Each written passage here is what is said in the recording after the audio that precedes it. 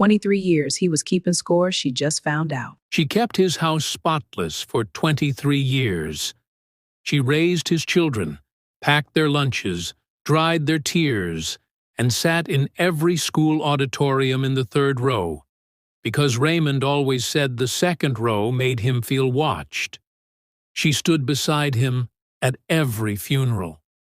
She stood behind him at every promotion dinner, holding the glass she wasn't supposed to drink from too quickly because Raymond said it looked undignified. She was there for every quiet Sunday, every hard Tuesday, every year that passed the way years do when you love someone enough to stop counting them. And after 23 years of all of that, after all of that love, all of that labor, all of that loyalty, Raymond Calloway handed his wife a bill. A neatly organized, color-coded, handwritten bill. $847,000. The price he had calculated down to the last cent of everything he believed she owed him for the life he said he had given her. And he thought it was a checkmate.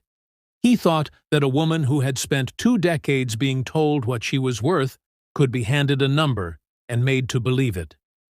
Raymond Calloway made a lot of assumptions in his life, but that one, that single, catastrophic miscalculation, was the one that cost him everything. What you are about to hear is a true story. It is the kind of story that makes you set down whatever you are holding and lean a little closer to the screen. It is the kind of story that, once you hear it, you will find yourself telling someone else, at dinner, on the phone, in the parking lot after church. Because it stays with you. It stays with you because somewhere inside it, you will recognize something. Maybe you will recognize the way love can be quietly, slowly turned into a transaction. Maybe you will recognize the woman. Maybe, if you have ever given everything you had to someone who kept score instead of kept faith, you will recognize yourself. And this is the story of a woman we will call Diane Calloway. I'm 52 years old, former school librarian, mother of 2 grown children, wife of 23 years, a woman who, by every account from everyone who knew her, was the kind of person who made a room feel warmer simply by walking into it. She brought casseroles when neighbors were sick. She remembered your birthday when you had forgotten hers. She was the first one to show up and the last one to leave. And she did all of it, not because anyone was watching, but because that is simply who she was. And on the other side of this story is a man we will call Raymond Calloway. I'm 55 years old, financial consultant, church deacon on Sunday mornings, and something much harder to name on every other day of the week. Raymond was the kind of man who made an extraordinary first impression, and he was polished and articulate and generous in public, the sort of man who picked up the check at dinner and remembered your children's names. People used words like reliable and steady to describe him, and those words were not entirely wrong. Raymond was reliable. He was steady. The problem, and it is a very serious problem, is what he was reliable about and what he was steady toward. Before we go any further into this story, we want to pause right here and ask you something. Where are you watching from right now? Drop it in the comments below. Your city, your state, wherever you are in this country or anywhere in the world. Because this community is built on real people watching real stories, and we want to know who you are. And if you are not already subscribed to this channel, please hit that subscribe button right now so you never miss a single one of our upcoming stories. We cover the cases that stay with you. We tell the stories that deserve to be told. Now, let's go back to Diane. There are 3 things you need to understand going into this story. The first is that Raymond Calloway did not wake up one morning and suddenly decide to become the man he became. What Raymond built inside his marriage was constructed carefully, over years, the way you build something you intend to last, brick by brick, decision by decision, in the space between what is said out loud and what is never said at all. And the second thing you need to understand is that Diane Calloway was not a naive woman. She was intelligent. She was perceptive. She had a graduate degree and a sharp mind and decades of life experience.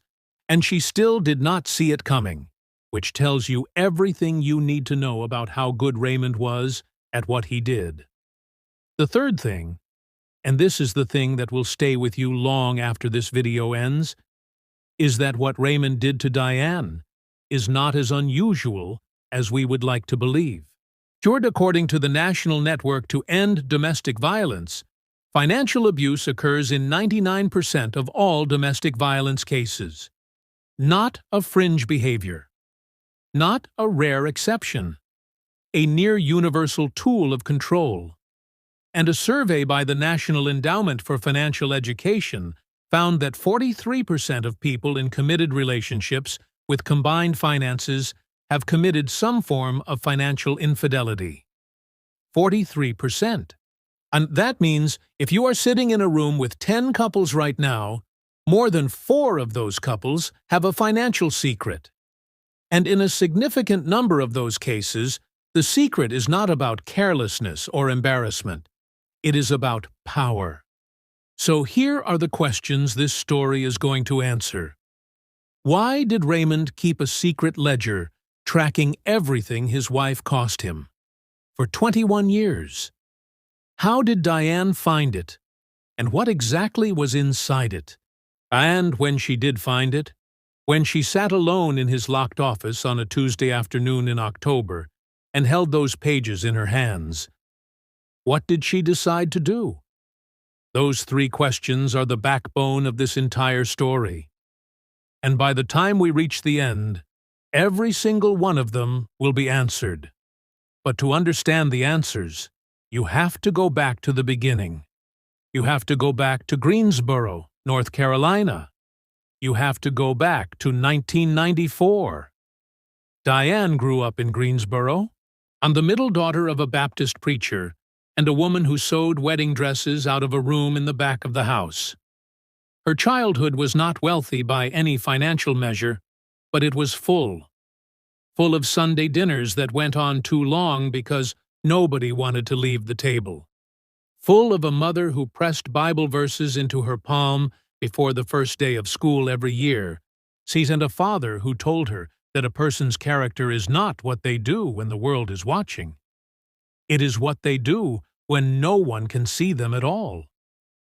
Those 2 pieces of wisdom would define Diane for the rest of her life. And they would, in ways she could not yet anticipate, put her directly in the path of a man who operated on an entirely different set of values. Diane was the kind of student that teachers remembered decades later. So she worked her way through North Carolina A&T State University on a combination of academic scholarships and part-time work at the campus library, and somewhere between the reference stacks and the reading rooms, she fell in love with books the way some people fall in love with a place. Completely, quietly, permanently. She graduated with a degree in library science and took a job at the Greensboro Public Library, where she eventually managed the children's programming department. She was 27 years old. She had her own apartment, her own car, her own paycheck, and her own plan. She was building something. She was doing just fine. And then, at a church social in the spring of 1994, a mutual friend introduced her to Raymond Calloway. Raymond was 30 years old at the time and working as a junior financial analyst at a firm in Charlotte, making the 90-minute drive back to Greensboro most weekends. He was tall and well-dressed, and he remembered things, the kind of small, specific details that make a person feel like the most important one in the room. On their second date, he brought her a coffee without being asked, exactly the way she had ordered it the first time they met. On their fourth date, he asked her to tell him about her mother, and he listened for 45 minutes without once glancing at his watch. Diane would later say that she had dated plenty of men before Raymond, and that most of them had been perfectly fine. But Raymond, she said, made her feel seen, not just looked at. Seen. There is a difference, she would say. And she was right. There is a difference. What Diane did not yet understand is that being seen and being studied are two very different things. They married in June of 1996. The wedding was held at the church where her father preached. And photographs from that day show a woman who is radiant in the way that people are radiant when they believe, with their whole heart, that they are standing at the beginning of something good. They moved into a house outside Charlotte. Raymond's career was accelerating. He had a gift for looking at any financial system, any system at all, and immediately identifying its inefficiencies, its redundancies, the places where value was being lost. He was, professionally speaking, exceptional at what he did. In 1998, their first child was born, a daughter they named Vanessa. In 2001, a son they named Marcus. And with the birth of Marcus, Diane made a decision that was entirely common and entirely reasonable and entirely her own. She left her job at the public library. It was meant to be temporary. 2 years, maybe 3, and then she would go back. She loved her work. She missed it almost immediately. But Marcus was colicky and needed her constantly. And Vanessa was only 3. And Raymond was traveling more and more for work. And there simply was not enough of Diane to go around. So she stayed home. She told herself it was a pause, not a stop. She told herself this for years. What Diane did not know, what she could not have known, because Raymond never said it out loud, and the paper trail he was creating was filed in a locked drawer she had no reason to open, is that Raymond had a very specific opinion about Diane staying home. Not the opinion he expressed at dinner parties, which was generous and supportive, and I just want whatever makes her happy. Raymond had a second opinion, a private one, and he had been writing it down since 1997, the second year of their marriage, in a spiral-bound notebook that would eventually be replaced by a meticulously organized manila folder. He called it, in his own handwriting on the tab of that folder, the Household Liability Account. Her name did not appear on the cover, but every single line inside it was about her. To the outside world, the Callaways were the couple other couples pointed to. The brick house on Sycamore Lane, with the magnolia tree in the front yard. The Christmas cards with the family in coordinated colors. Raymond in the front pew every Sunday, Diane beside him, the children scrubbed and still. Raymond gave to the church building fund. Raymond coached Marcus's Little League team for 2 seasons. Raymond was, and at every social occasion and in every public context, exactly the man you would want your daughter to marry. And Diane was grateful. She told herself she was grateful. Raymond worked hard. Raymond provided. The house was beautiful. The children were healthy. She had a good life. This was a good life. She would repeat those words to herself the way you repeat a scripture verse when something inside you is asking a question you are not yet ready to answer. But behind the closed doors of that house on Sycamore Lane, a different architecture had taken shape. It was subtle. It was quiet. It was the kind of architecture that does not announce itself, that does not leave bruises you can photograph or conversations you can record.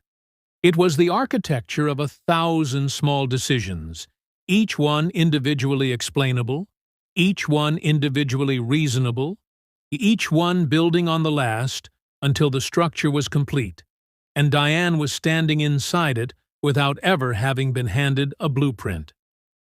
When Diane mentioned in 2004 that she was thinking about going back to work now that Marcus was in preschool, Raymond sat down at the kitchen table with a yellow legal pad and walked her through the math. The cost of childcare, the cost of additional transportation, the tax implications, the disruption to the household schedule. He was not angry, and he never raised his voice. He simply presented the numbers. And the numbers, Raymond explained patiently, did not support the decision. Diane listened. She had never been particularly comfortable with financial arguments. Raymond handled all of it, the accounts, the investments, the tax returns. And she trusted that he was right. She did not go back to work that year. She did not go back the year after that either. When Diane's mother was diagnosed with early-stage dementia in 2007, and Diane began making the 90-minute drive to Greensboro twice a week to help her father manage her care, Raymond expressed his support verbally and consistently. He told people at church how proud he was of Diane for being such a devoted daughter. What he did not tell anyone is that he had begun annotating each of those trips in his folder. The date, the estimated mileage, a dollar amount he had calculated himself, and beside it, in red ink, a small notation that read, "Personal, non-household." When Diane asked in 2010 if they might take a family vacation, the children were 12 and 9, old enough to really remember it. Raymond agreed immediately. The vacation was lovely. Myrtle Beach. A rental house on the water. Photographs of Vanessa and Marcus digging in the sand with the unself-conscious joy that only children can produce. And Diane kept those photographs in an album on the living room bookshelf for years. She looked at them often. What she did not know is that Raymond had kept a different kind of record of that trip, in his folder, with a dollar amount beside it. And the notation, D.C. Personal Request. Outstanding.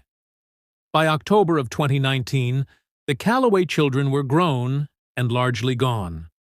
Vanessa was 21 and living in Atlanta. Marcus was 18 and in his first semester at NC State. So the house on Sycamore Lane was very quiet. Diane had filled the silence the way she filled most things, with purpose. She had joined a book club. She volunteered at the public library 3 afternoons a week, which felt like returning to something she had been away from too long. She had started a small garden in the backyard that Raymond had never shown any interest in, but that she tended with a devotion she could not quite explain. Raymond, meanwhile, he was traveling 3 weeks out of every 4. He came home on weekends sometimes, and sometimes he did not. The marriage had settled into something that Diane did not have a precise word for. It was not unhappy exactly. It was not warm. It was quiet in the way a room is quiet after the music has been off for so long that you stop expecting it to start again. On a Tuesday morning in the 3rd week of October 2019, Raymond left for a business trip to Chicago, and he was running late, later than he usually ran, and he left in a manner that was slightly off from his usual precision. He left a coffee cup on the counter without rinsing it. He left the television on in the bedroom.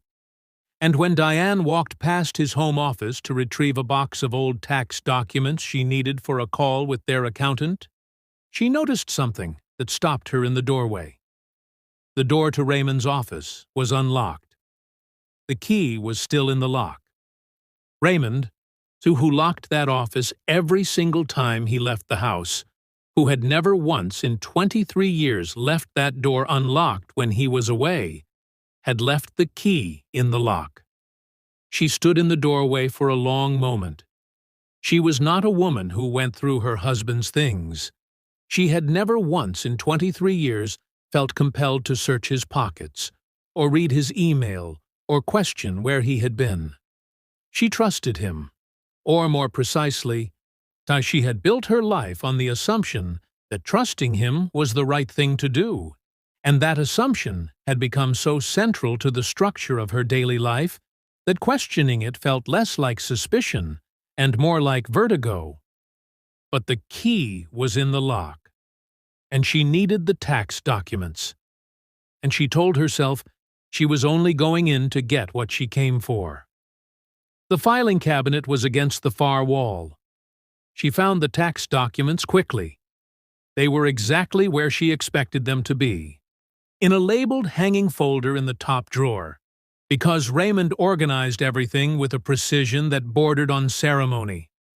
She pulled the documents out, straightened them against the desk, and was about to leave when her eye caught the second drawer. It was slightly ajar, not open, just barely, just enough to notice.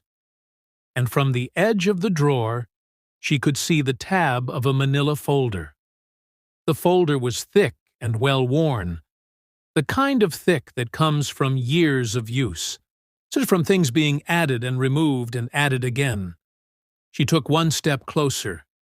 She could see the full label now. It said, Household Liability, D.C.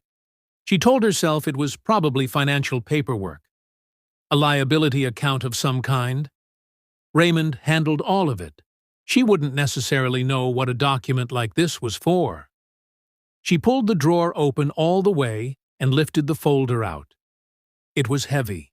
Here she carried it to the desk and sat down in Raymond's chair, the one he had always sat in while she stood in the doorway to ask him something, which she now understood for the first time as a spatial arrangement that had never been accidental. And she opened it. The first page was dated January 14th, 1997, the second year of their marriage. At the top of the page, in Raymond's neat block letters, was a heading that read, Running Account. Household Costs Attributed to D.C. And beneath that heading were columns, a date column, a description column, a dollar amount column, and a fourth column labeled simply Status. The first entry read, January 1997. Diane's personal book purchases. Unbudgeted, $42. Status, outstanding. She turned the page, and the next, and the next. She read for 2 hours without stopping. She read through 22 years of her own life, itemized and priced and annotated in the handwriting of the man she had married. Her drive to her mother's hospital appointment in 2008, $63, annotated as personal, non-household, outstanding. The pottery class she had signed up for in 2012 and then dropped because Raymond had called it a waste of time.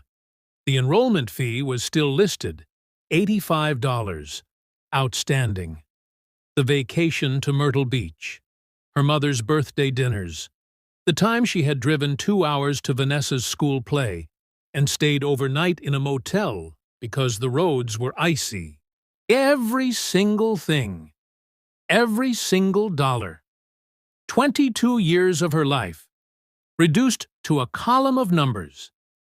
At the bottom of the last page, beneath the final entry dated September 2019, just 1 month before she sat in that chair reading it, there was a total. A handwritten total, underlined twice. $847,219. And beside it, in Raymond's handwriting, outstanding balance, non-negotiable. Diane Calloway sat in her husband's office chair for 4 hours. She did not cry, not right away. She sat very still with the folder in her lap, and the house around her was as quiet as it had ever been. And she stared at that number until it stopped being a number and became something else entirely. It became an answer. Not the answer to the question she had asked that morning when she walked through his door, on the answer to a much older question, one she had been carrying for years without knowing what shape it took. A question that sounded something like this: why do I always feel like I am behind? She now knew why. She had been behind since 1997. Raymond had made sure of it. She put the folder back exactly where she had found it. She closed the second drawer. She left the office, pulled the door behind her, and left the key in the lock the same way Raymond had left it, because she was not ready for him to know that she knew. Not yet. She needed time.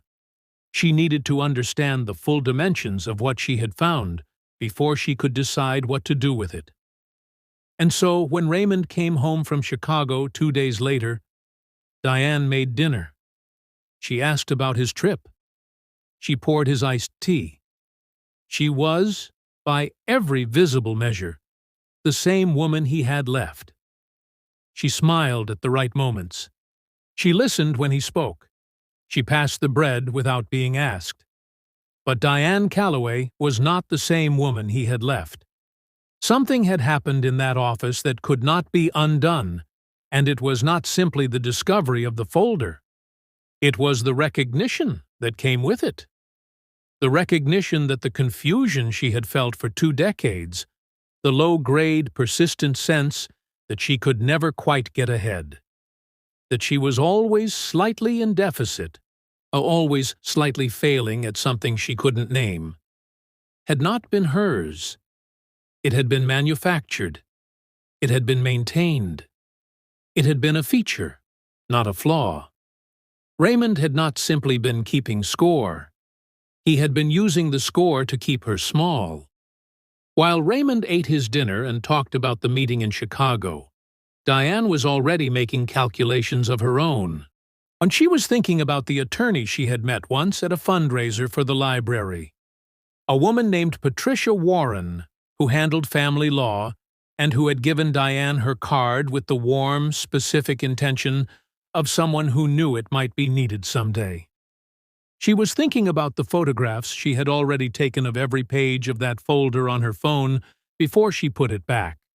She was thinking about the fact that she had spent 2 days reading everything she could find about financial coercion, about what courts called coercive control, about what it meant legally when one partner systematically used financial pressure to limit the other's freedom.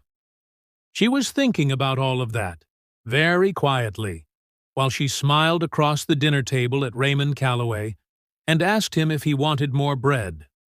Raymond said yes, and he had no idea, not the faintest shadow of an idea, that the woman sitting across from him had spent 2 days becoming the most prepared version of herself she had ever been.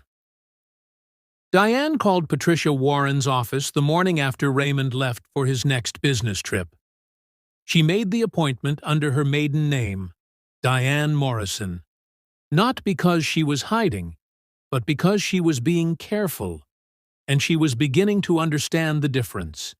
She arrived at Patricia's office on a Thursday afternoon in late October with her phone, a printed copy of every photograph she had taken of the folder, and a yellow legal pad on which she had written 8 pages of notes organized by year, category, and estimated financial impact.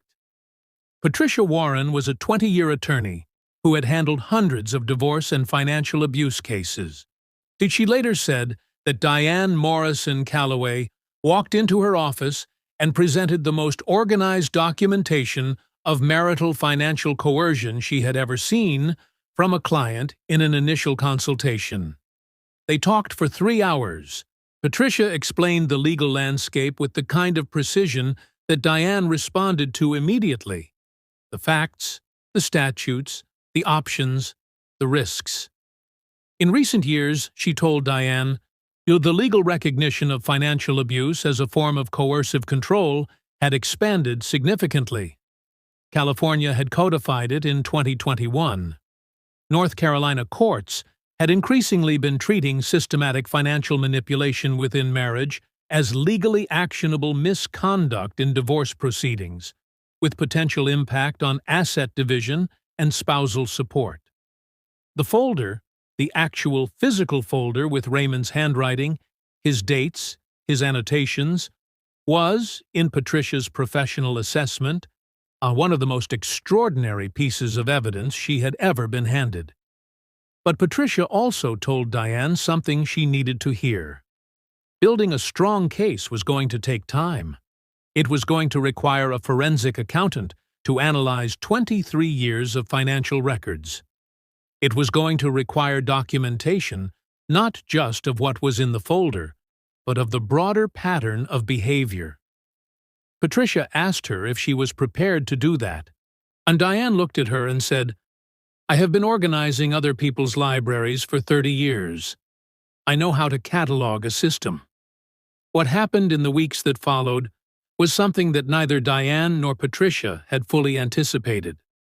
When Diane began quietly reaching out to people she trusted, not broadly, not publicly, but in the careful, private way of a woman who had learned caution, she discovered that she was not the only one who had seen things, and she was simply the first one who had a folder to show for it. Raymond's younger sister, a woman we will call Margaret, had watched her brother's marriage from close enough to notice things she had never felt she could say out loud. She had watched Diane shrink, gradually, over the years, not in any single dramatic moment she could point to, but in the way a garden shrinks when it is not being watered. She had noticed the way Raymond corrected Diane in public. Small corrections, never cruel enough to cause a scene, always framed as helpfulness, always delivered with a smile that the room saw as affection, and that Diane absorbed as criticism. Margaret had told herself it was none of her business for 15 years. When Diane called, Margaret provided a sworn statement the same week. A woman from their church congregation, we will call her Evelyn, came forward with something smaller but, in its own way, just as significant. And Evelyn had been standing near Raymond at a church social in 2018 when Raymond had made an offhand comment in a small group of men that had lodged in her memory and never left. He had been talking about financial planning, which was something Raymond talked about often and freely, and he had said, with the relaxed confidence of a man speaking a private truth in what he believed was safe company. In any partnership, you have to track what is given and what is taken. People forget. Numbers do not. Evelyn had thought, at the time, that it was an odd thing to say about a marriage. She had not forgotten it. When Diane's attorney asked for a written account, Evelyn wrote 2 pages. Raymond Calloway was served with divorce papers on a Monday morning in January 2020. He reviewed them with the detached expression of a man looking at a balance sheet that does not add up. And then he called his attorney. And then he began to tell a different story. Raymond's legal team responded to the financial abuse allegations with a defense that was simultaneously audacious and, for a brief period, genuinely effective. The folder, they argued, was a private financial planning document, an internal accounting exercise maintained as part of a long-term estate planning strategy. Far from being a tool of control, they argued, it was evidence of Raymond's meticulous care for the household's financial future. The $847,000 figure, they claimed, did not represent a debt Diane owed Raymond. It represented a projected retirement reserve, money Raymond had been tracking to ensure Diane would be financially secure. And by filing for divorce, their brief argued with remarkable composure, Diane had jeopardized access to those very funds. The media, which had begun covering the story with the particular appetite that American news media brings to marriages gone wrong, suddenly had a reason to hesitate. Legal commentators on cable news debated the distinction between documentation and control. Online, the conversation fractured sharply. Some people read Raymond's brief and found it persuasive. Some people read it and recognized it immediately for what it was: a reframing of the same system that had worked on Diane for 23 years, turned now toward a judge and a jury of public opinion, addressed in the language of financial prudence rather than marital obligation. For approximately 6 weeks, Raymond's strategy created genuine uncertainty in the proceedings. Patricia Warren told Diane not to panic. She told Diane that the defense had a structural weakness that would become apparent when the forensic accounting process was complete. And the forensic accounting firm Patricia retained had been given access to 15 years of Raymond's financial records as part of the discovery process. Raymond's attorneys complied in the confident manner of people who believe they have already accounted for everything that could be found. They had not accounted for a retired accountant named Gerald Simmons, who had spent 28 years doing forensic financial analysis and who had a particular gift for finding things inside systems that their architects believed were hidden. Gerald spent 11 weeks working through Raymond's records, and on a Wednesday afternoon in April 2020, he called Patricia and told her to come to his office. What Gerald had found was a sub-account maintained through a third-party financial management service, a service Raymond had used professionally for years and whose records had been included in the discovery materials without, apparently, anyone on Raymond's legal team fully reviewing their contents. Inside that sub-account was a record of correspondence between Raymond and a financial advisor in Memphis, Tennessee, going back to 2016. The correspondence was largely routine, but nested inside a chain of emails from October 2018 was a single message that Gerald had highlighted in yellow and placed on top of the stack when Patricia arrived. The email was from Raymond to the Memphis advisor. The relevant section read, "In the event of separation initiated by the other party, the DC liability calculation should be used to offset any alimony obligations and to establish the basis for a net zero settlement position. This framework has been in development since 2001. Please ensure the relevant documentation is structured accordingly." Patricia Warren read the email twice. Then she looked up at Gerald. Then she sat down. In her own account of that afternoon, she said that in 20 years of family law practice, she had seen financial manipulation of many kinds: hidden accounts, shielded assets, forged documents, elaborate arrangements. But she had never seen a man put in writing, in his own words, to a third party, and that the system he had constructed inside his marriage had been, from the beginning, designed as an exit strategy. He had not built the ledger to protect Diane. He had built it to trap her. And the trap, as this email made absolutely explicit, had been under construction since 2001, the year their son Marcus was born, the year Diane left her job, the year Raymond had sat across from her at the kitchen table with a yellow legal pad and told her, gently and with great apparent care, that the numbers did not support her going back to work. Raymond Calloway had not made a mistake when he built the folder. He had made a system. The mistake was the email, and now Patricia Warren had it. The trial began on a Monday morning in March 2021 in a courtroom in Mecklenburg County, North Carolina. This was a civil proceeding.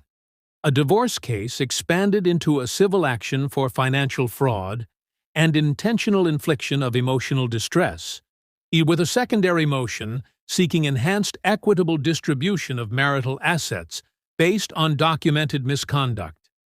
It ran for 11 days. Diane Calloway sat at the plaintiff's table every single day. She wore the same 3 suits on rotation. She arrived before her attorneys and left after them. She did not speak to reporters outside the courthouse. She did not cry in public. The one journalist who covered the trial for a Charlotte paper wrote that Diane had the bearing of a woman who had already finished grieving, and was now simply attending to what needed to be done. That observation was more accurate than the journalist knew. Patricia Warren laid out the case with the methodical thoroughness of someone who had been preparing for 14 months. She walked the court through the folder, its contents, its dates, its annotations. She walked them through the 22-year pattern it documented. She introduced the testimony of Margaret, of Evelyn, of Gerald the forensic accountant. She introduced the email. When she read the relevant section aloud in open court, in the event of separation initiated by the other party, the DC liability calculation should be used to offset any alimony obligations. The courtroom was very quiet. Raymond's defense took 2.5 days. His attorneys called 3 character witnesses: his pastor, a former business partner, and a neighbor who had known the family for 15 years, and described Raymond as a man of integrity and consistency. And then, on the morning of the 7th day, Raymond Calloway took the stand. He was composed. He was articulate. He answered questions in the measured, to precise way of a man who has spent his career explaining complex financial concepts to people who don't fully understand them, with just enough patience to be condescending and just enough restraint to make the condescension look like courtesy. His attorney walked him through the defense's narrative with care. Raymond explained the folder as an estate planning document. He explained the $847,000 figure as a projected household contribution baseline. And he spoke about his devotion to his family's financial security with the fluency of a man who had been rehearsing the words for months. And then Patricia Warren stood up to cross-examine him. She asked him about the email. She asked him to read the relevant section aloud. He read it. She asked him to explain what he meant by the phrase, "This framework has been in development since 2001. He said it referred to a long-term financial planning strategy. She asked him what the DC, liability calculation, was. He said it was an accounting mechanism. And then she asked him, slowly, deliberately, with the entire courtroom entirely still, she asked him, "Mr. Calloway, in your own words, what did you mean when you wrote that the DC liability calculation should be used to ensure a net zero settlement position in the event of separation?" Raymond looked at her. He looked at his attorneys. He looked at the judge. And then Raymond Calloway did the thing that men who have controlled the narrative for their entire adult lives sometimes do when they finally run out of room. He told the truth. Not because he intended to, not because it was strategically wise, but because the question had been asked in a room full of people, and a court reporter and a judge, and the alternative was perjury, and Raymond, whatever else he was, understood exactly what consequences looked like. He said, "In any partnership, there has to be an accounting of contributions. She was provided for. That provision had value. I simply believed that both parties should understand the terms of the arrangement. The terms of the arrangement. In open court, under oath, in front of a judge and a jury, and his own attorney, and the woman who had loved him for 23 years. Raymond Calloway had just described his marriage as an arrangement with terms. Patricia Warren looked at the jury. The jury looked at Raymond. Diane Calloway, at the plaintiff's table, looked at her hands and did not react at all. She had already known. She had known for 14 months. She had simply been waiting for the rest of the room to catch up. The jury deliberated for 6 hours and 14 minutes. When they returned, the foreperson, a retired schoolteacher from the suburbs of Charlotte, a woman in her late 50s who had spent her career teaching other people's children how to read, stood and delivered the findings. The jury found Raymond Calloway liable on all 3 counts: financial fraud, intentional infliction of emotional distress, and coercive control as defined under North Carolina's evolving family court standards. The judge awarded Diane compensatory damages of $1.2 million, notably, significantly, deliberately more than the $847,000 Raymond had inscribed at the bottom of his folder, and Diane received a larger sum than the debt Raymond had claimed she owed him. The judge noted in his remarks that the award reflected the systematic and sustained nature of a pattern of behavior designed to create psychological and financial dependency in a spouse. In the hallway outside the courtroom, Vanessa asked her mother how she felt. Diane was quiet for a moment, and in the particular way she had always been quiet when she was looking for the exact right words rather than the nearest available ones. Then she said, "I feel like I remember who I am." And then, almost to herself, "I had forgotten for a long time. But it turns out I kept notes." Raymond Calloway filed for appeal within 30 days. His attorneys issued a statement describing the verdict as a dangerous judicial overreach. His supporters circulated it on social media with the kind of determined energy that attaches itself to contested verdicts. The appeal process would take 14 months, and during those 14 months, Raymond's financial activity was subject to monitoring as a condition of the original judgment. A court-appointed financial overseer flagged a series of transactions in which Raymond had transferred a substantial portion of his liquid assets into a limited liability company registered in his adult son, Marcus's name. Raymond's attorneys explained the transfers as unrelated estate planning.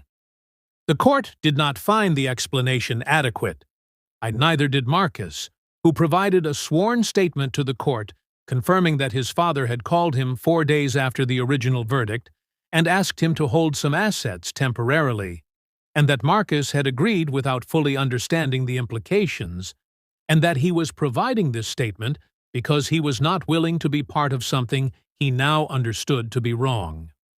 Raymond's own son had told the truth. The asset transfer attempt triggered a contempt of court filing, a full financial audit, and the permanent dissolution of Raymond's appeal. The full financial audit took 4 months, and what it revealed, page by page, account by account, transformed the story of Raymond and Diane Calloway from a story about one marriage into something considerably larger and considerably more troubling. Raymond Calloway had been married once before. His first marriage, to a woman we will call Carol Henderson, had lasted 2 years in the early 1990s before he met Diane, and the divorce had been contentious and complicated, involving financial disputes that Carol had never fully understood. She had left the marriage with less than she expected, and with a persistent, low-grade confusion about her own financial judgment. A feeling that she had been careless, that she had failed to keep track, that the disorder was somehow her own fault. Carol had spent years quietly believing that. She had built a new life, a good one. But that confusion had never entirely gone away. When the audit surfaced the records of Raymond's first marriage, Patricia Warren's office located Carol through a mutual contact. Carol agreed to speak. A researcher working on the case traveled to her home and sat with her for 3 hours. And when the researcher placed a copy of a document from the audit on the table in front of Carol, a document that bore Raymond's handwriting, that was organized in familiar columns, that covered a period beginning in the 2nd year of his first marriage, Carol went very still. She looked at the document for a long time, and then she said, quietly, "I always thought I was the one who couldn't keep track of money. I thought I was the problem. She was not the problem." Raymond had kept a folder for Carol, too.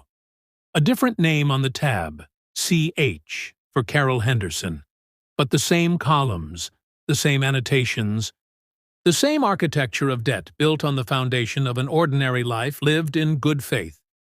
Raymond had not invented the system for Diane. He had refined it.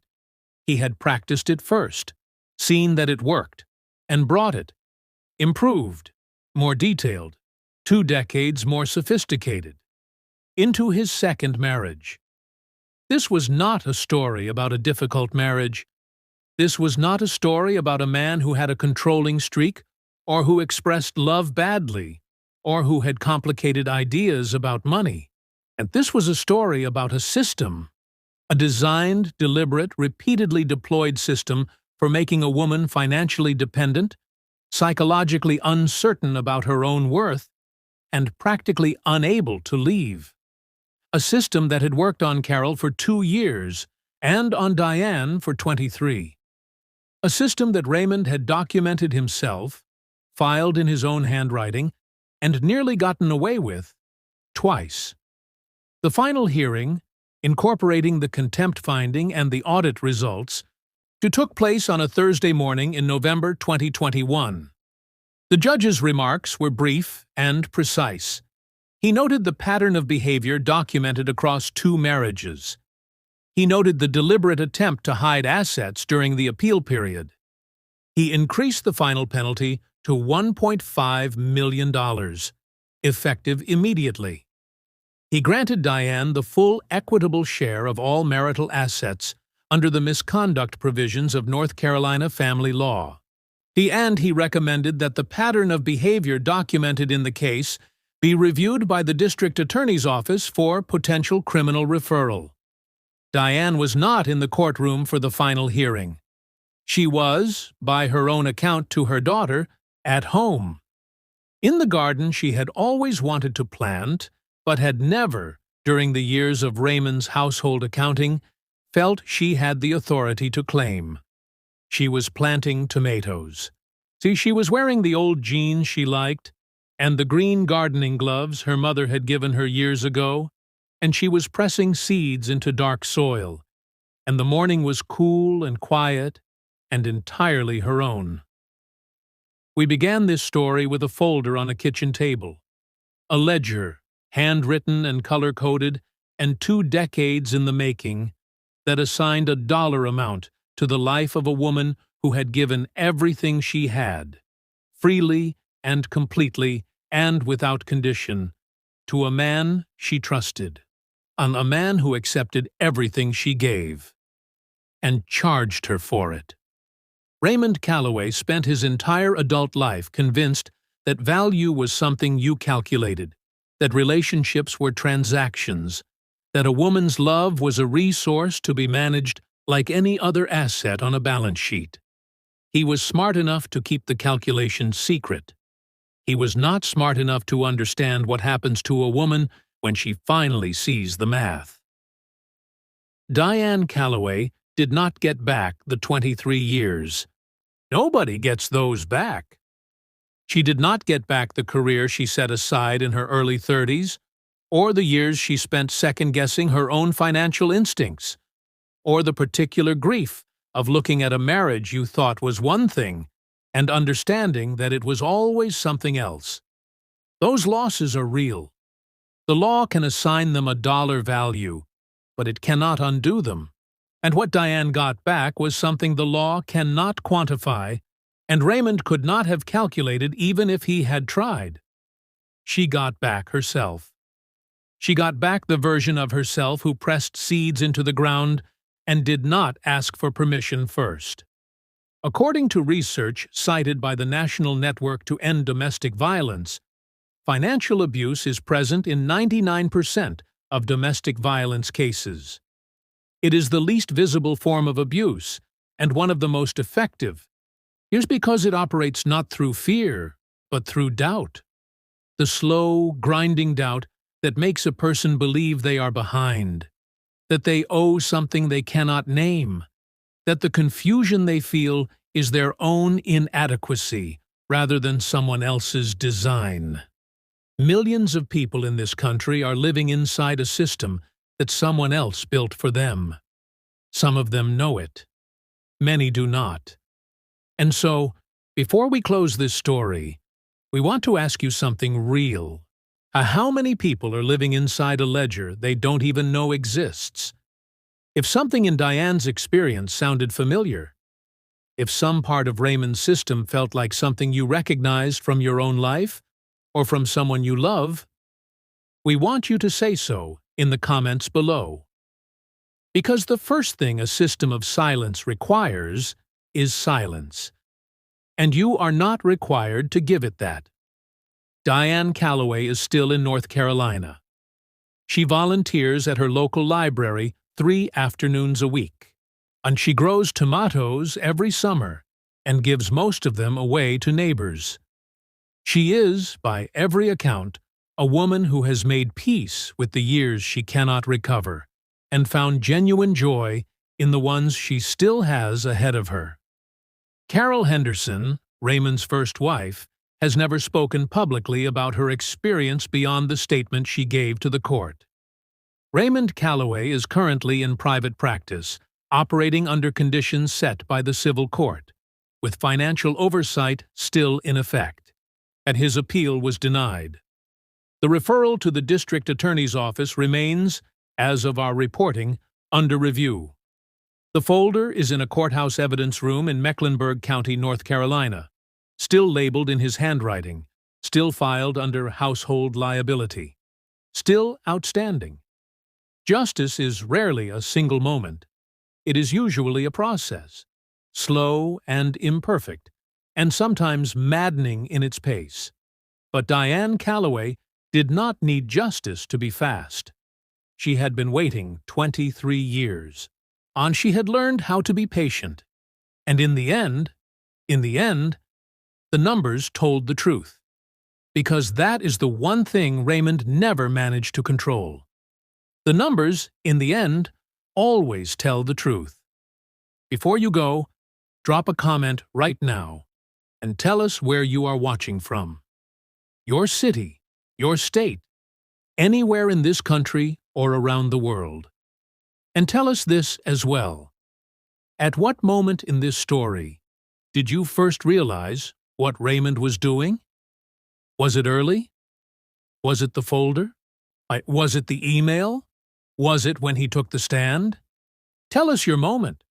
We read every single comment, and some of the most important conversations we have had on this channel have started right there in the comments of stories exactly like this one. If this story meant something to you, please share it with someone who needs to hear it.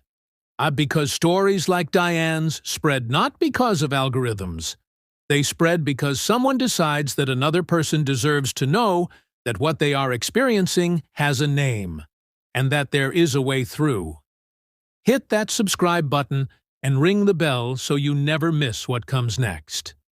Because next week, we have a case that starts with a life insurance policy taken out 3 months before a divorce filing, and ends in a place that nobody in that courtroom saw coming.